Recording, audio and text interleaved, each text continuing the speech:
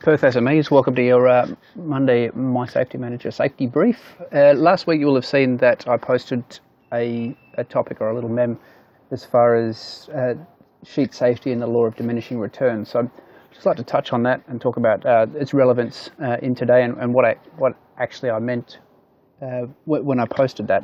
So essentially the law of diminishing returns is the point in which for every dollar that you put into it you get less than $1 back out, or not so much just in a financial sense, it's like any effort we put into it, they'll reach a point in which the more effort we put in, the less and less benefit we'll actually get from that investment. And I really feel that that's where we currently are in industry a lot of the time, particularly when you contrast that against the $230 billion that Australia spent in red tape and compliance last year, and look at how we can actually rationalise our compliance workflows to get that value, to get the value add and the benefit out of safe systems of work, but certainly not investing dollars in places where it doesn't actually give a good return on investment.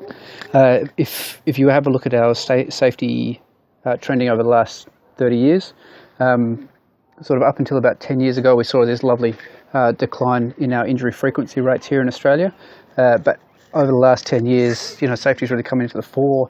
We're spending money hand over fist in many of our industries on safety, which is a good thing. It's just that I suggest that rather than spending it, how many times have I sat in risk management meetings where, you have $20,000 a day worth of salary sitting around the table, and then 2 months later when you're actually on site doing the works and trying to implement that risk profile, the risk management profile, there's not $300 left to put a bit of edge protection on the bricky scaffold, for example. So it's mostly about that diminishing return, is sort of like make sure that we're actually investing our resources and time into parts that will actually give us hard controls and give us a safer outcome for the business or for the workforce.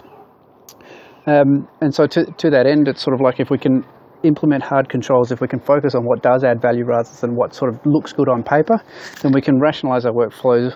We can cultivate a workforce that is free to think for itself and actually put controls in place and actually manage their own safety compliance on site. And like a lot of things, that's sort of where we're putting hard controls in place, there's actually less bureaucracy to check, or less compliance paperwork to check. So that on one hand, that's how we get good safety outcomes. So that's the law of diminishing returns on that part.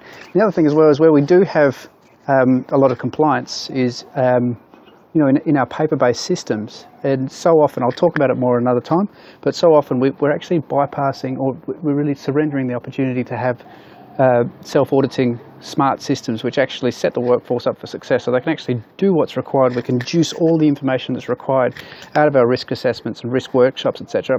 Juice all of it and throw away the husk. We can juice all the control measures and what's required to keep the job safe, and throw away all the extra bureaucratic checklists and forms and feedback and whatnot, so people can actually go back to spending 90% of their day actually doing their job, as opposed to 40% of their day doing their job, 40% of their day filling in paperwork, and 20% waiting for somebody to come and sign off on those paperworks. We can return, we can start delivering budgets so we can start delivering projects on time, on budget again, and on top of that we can actually re-engage the workforce to enable them to actually enjoy what it is that they're doing.